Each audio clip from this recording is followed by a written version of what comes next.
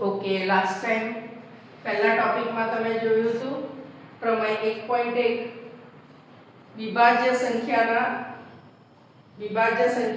અવિભાજ્ય સંખ્યાના ગુણાકાર તરીકે દર્શાવવું.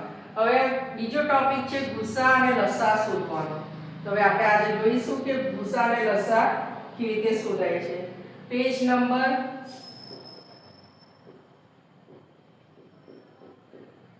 5 ક્લાસ 10 અને ચેપ્ટર પહેલો છે વાસ્તવિક સંખ્યાઓ.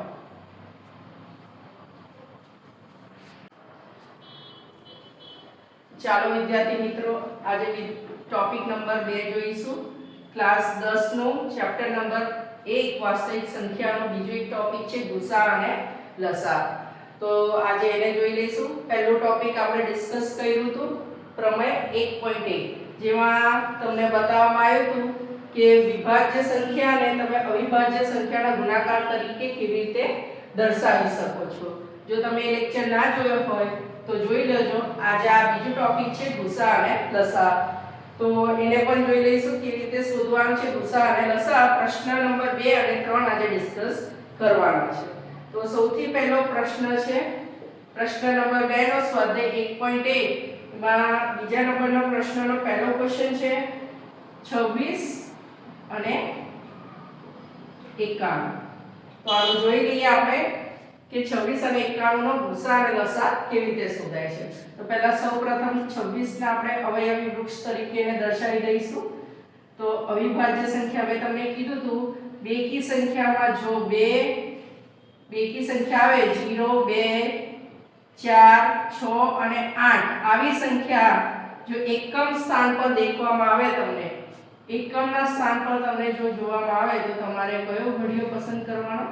તો મેં તમને કીધું હતું કે 2 નો ઘડિયો પસંદ કરવાનો, કારણ કે 2 નો ઘડિયો એટલે કે 2 એક એવી સંખ્યા છે અવિભાજ્ય સંખ્યા છે. તો 26 માટે આપણે સૌપ્રથમ લઈશું 2. હવે 2 ના ઘડિયામાં 26 માટે શું લેવાય? તો 2 13 26. હવે 13 એ પણ અવિભાજ્ય સંખ્યા થઈ ગઈ અને 2 પણ અવિભાજ્ય સંખ્યા છે. તો આ 26 નો આપણે ગુણાકાર અવિભાજ્ય સંખ્યામાં આપણે દર્શાવી દીધું છે. હવે 91 ને પણ તમે એવી રીતે બતાવી દો. તો 91 કયા ઘડિયામાં આવે છે? 13 અને 7.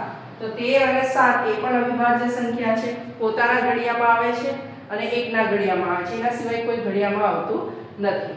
હવે આ બંને સંખ્યાનો ગુસા કેવી રીતે શોધાય અને લસા કેવી રીતે શોધાય? તો ગુસા માટે જોઈ લો.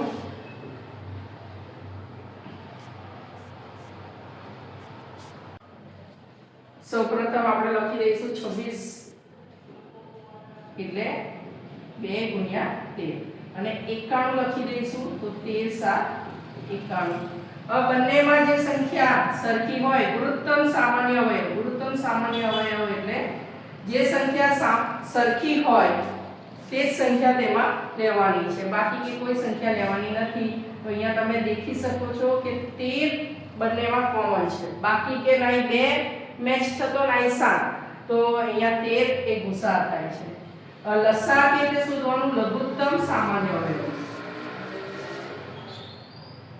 તો એમાં જે મહત્તમ હોય એ લેવાના. સૌપ્રથમ સામાન્ય હોય તેને એકવાર લખી દેવાનું 13, પછી જે મેચ નથી થતા તે પણ નંબર તમારે અંદર દર્શાવી દેવાનો.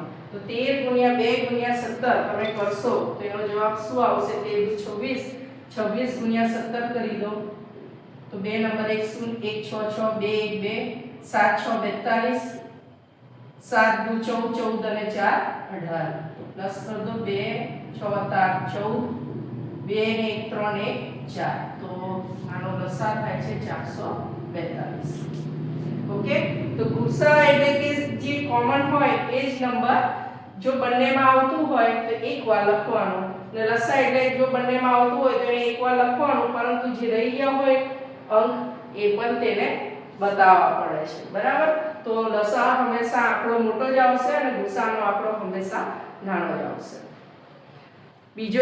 બીજી એક સંખ્યા આપણે લઈ લઈશું. પ્રશ્ન નંબર 3 નો પહેલો દાખલો આપણે જોઈ લઈશું. તો પ્રશ્ન નંબર 3 નો પહેલો દાખલો છે 12 15 અને 21. 21. હવે અહીંયા 12 ના અવયવી વૃક્ષ તરીકે તમે દર્શાવી દો તો 12 એટલે 2 6 6 હજુ એ અવિભાજ્ય સંખ્યા નથી, બે અવિભાજ્ય સંખ્યા થઈ ગઈ એટલે એની હવે શાખા નહીં બને પણ 6 ની શાખા બનશે 2 3 6. તો બંને અવિભાજ્ય સંખ્યા સ્વરૂપે આવી ગયું છે 2 અને 3. પછી 15 ના લઈ લો તો 15 નું આવશે 3 5 15. બંને અવિભાજ્ય સંખ્યા છે, કોઈ બીજા ઘડિયામાં આવશે નહીં, પોતાના અને એકના ઘડિયામાં આવશે. તો 15 નું પણ અહીંયા થઈ ગયું છે. હવે 21 નું જોઈ લો તો 3 7 21, 3 અને 7 બંને અવિભાજ્ય સંખ્યા છે. હવે અહીંયા ગુસા અને લસા લેતા પહેલા બધી સંખ્યાને અહીંયા લખી દો, અવિભાજ્ય સંખ્યા સ્વરૂપે એને દર્શાવી દો અને ધેન આફ્ટર એના પછી તમે એનો ગુસા અને લસા શોધો. સૌથી પહેલા 12 15 અને 21 નું જે તમે અવયવી વૃક્ષ તરીકે તમે અવિભાજ્ય સંખ્યાને દર્શાવ્યું હતું, 12 ને અવિભાજ્ય સંખ્યામાં ફેરવ્યું હતું અને ગુણાકાર સ્વરૂપે હવે દર્શાવી દો તો અહીંયા 2 લેવાશે, બીજો 2 લેવાશે અને 3 લેવાશે. જે 12 ના અંક હશે એ જ તમારે લેવાના છે. તો 2 ગુણ્યા 2 ગુણ્યા 3 તમે ચેક કરવા માટે આવી રીતે કરી શકો છો. 2 2 4 4 3 12 તમારા 12 બની ગયા છે. હવે 15 ને બતાવી દો તો 3 ગુણ્યા 5 15. 21 ને બતાવી દો તો 3 ગુણ્યા 7. હવે ગુસા શોધી દો તો ગુસા માટે મેં તમને શું કીધું, જે સામાન્ય હોય બધામાં તે જ સંખ્યા લેવાની.